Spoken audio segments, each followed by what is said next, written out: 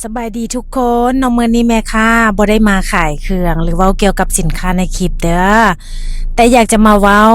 เราอีหยังให้ฟังน้อยหนึงก่อนหลายคนจะเห็นแม่ค้าในเวอร์ซันปัจจุบันนี้ที่เป็นแม่ค้าส่งเครื่องให้กับร้านค้าต่างๆเนาะหลายๆร้านบ่ว่าจะเป็นร้านน้อยหรือว่าร้านใหญ่มันบ่ได้เป็นเรื่องง่ายๆเลยบ่มีไผฮู้ว่าต้องพยายามซ้ำใดที่ขับรถส่งเครื่องแต่ละมือละหลายฮอบและหลายฮานบ่ว่าจะใกล้หรือไกลออกไปอยู่ในขอบเขตที่แม่ค้าสามารถเทคแคร์และรับผิดชอบได้ในแต่ละมือได้เจอลูกค้าได้ยิ้มได้แย้มได้เว้านัวหัวมวนได้โอ้ได้ลมสนทนากันบางทีก็ได้กินข้าวร่วมกันแต่ฮู้บ่กว่าจะมาถึงจุดนี้มันบ่ง่ายเลยแต่ก่อนแม่ค้ามีเพียงแต่รถจักรเลาะส่งเครื่องต้องส่งเครื่องแบบทุลักทุเล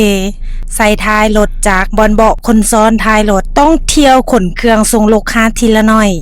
ไปส่งให้ห้านค้าเริ่มแรกคนบ่ค่อยรู้จักเฮาบ่ไว้ใจเฮาแต่แม่ค้าโชคดีอย่างหนึ่งก็คือแม่ค้าได้มีคอนแทคและมีปฏิสัมพันธ์กับลูกค้ากลุ่มเป้าหมายมาก่อนอยู่แล้วเพราะแม่ค้าขายแนวอื่นสินค้าตัวอื่นที่สามารถพกพา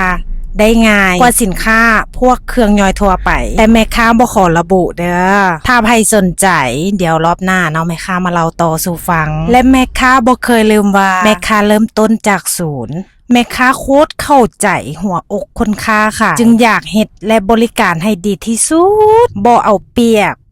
บ่โกงแม่ค้าจะพยายามไปเรื่อยๆที่จะเฮ็ดดีที่สุดเท่าที่จะเฮ็ดได้แม่ค้าพ่อค้าซาวขายแบบเฮาๆบ่แม่นแต่ส่งเครื่องหรือว่าขายเครื่องแต่คือคนที่อยู่เบื้องหลังของร้านค้าหลายๆร้านแต่ก็เพราะมีลูกค้าจึงมีเฮาฉะนั้นขอบอกขอบใจหลา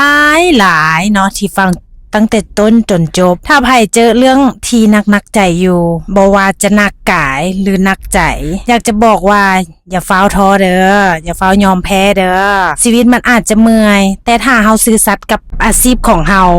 มันจะพาเฮาไปไกลกว่าที่คิด